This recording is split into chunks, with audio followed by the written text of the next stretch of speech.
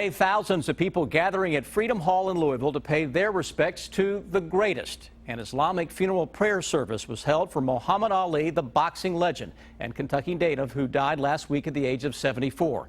The service is a Muslim tradition that asks for forgiveness and entry into heaven. But people of all faiths attended, and among those at the service, the Reverend Jesse Jackson and legendary boxing promoter Don King. He was a great guy. He was my friend for life. He was a champion of the people, a fighter for the people, and he will never die. His spirit will live on forever. It's just a moment of being blessed to be a part of his life. And many people in Lexington are also remembering Muhammad Ali. Garrett Weimer looks back on an important visit Ali made to this city in the mid-1990s. Garrett's at the live desk with a story that's new at 11. Garrett? Sam, there was unrest, protests, even riots in Lexington. It was fall 1994, and a white police officer had shot a black teenager, Tony Sullivan. In the darkness of those days, Chester Grundy, a civil rights activist who founded the Martin Luther King Cultural Center at UK, says he was just trying to figure out how to bring light and healing to a hurting city. He found just the man to do it.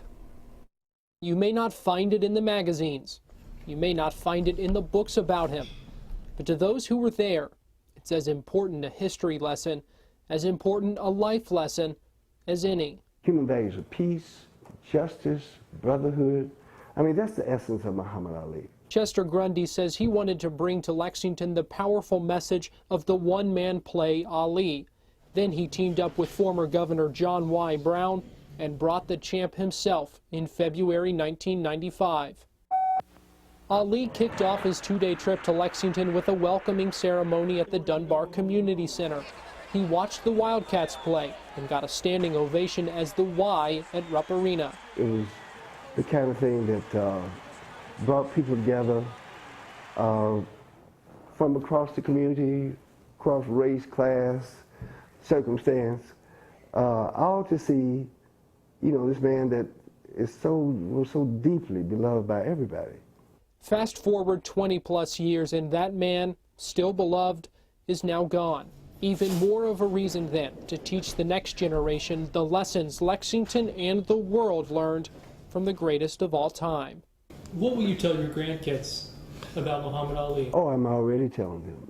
I'm telling them that he was one of the greatest men who ever lived, and if they want to imitate somebody, imitate Muhammad Ali.